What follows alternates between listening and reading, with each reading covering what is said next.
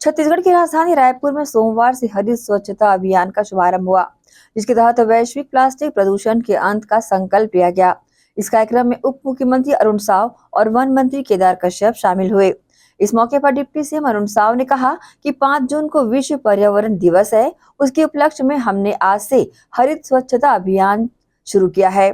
इस वर्ष इस अभियान का थीम प्लास्टिक को हराएंगे है, क्योंकि प्लास्टिक कचरा पर्यावरण को दूषित कर रहा है, आम लोगों के जीवन को नुकसान पहुंचा रहा है, जल प्रदूषित हो रहा है। इसलिए प्लास्टिक मुक्त अभियान के तहत आज इस कार्यक्रम का शुभारंभ हुआ है।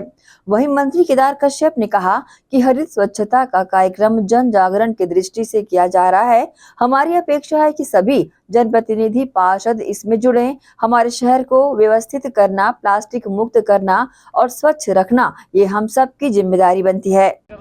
5 जून विश्व पर्यावरण दिवस है।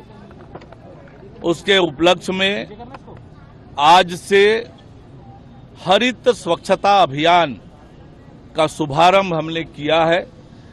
भारत सरकार द्वारा 1 से 5 जून हरित स्वच्छता अभियान, हरित भारत स्वच्छ भारत अभियान और इस वर्ष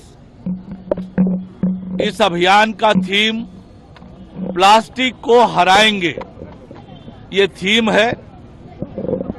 क्योंकि प्लास्टिक कचरा जिस प्रकार से पर्यावरण को दूषित कर रहा है, आम लोगों के जीवन को नुकसान पहुंचा रहा है, आम लोगों के जीवन में उसका जो दुष्प्रभाव पड़ रहा है, जल प्रदूषित हो रहा है, अनाज में उसका बुरा असर हो रहा है और बहुत प्रकार की कठिनाइयां प्लास्टिक कचरों के कारण होती है, क्योंकि प्लास्टिक का कचरा गलता नहीं है। और इसलिए प्लास्टिक मुक्त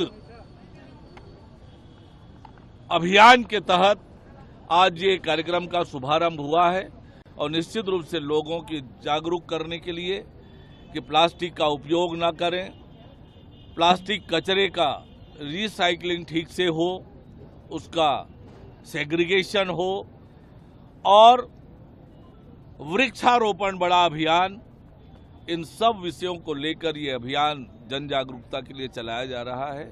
और हम सब ने शपथ भी लिया है प्लास्टिक मुक्त रायपुर बनाने का और पूरे प्रदेश भर में ये अभियान चलेगा।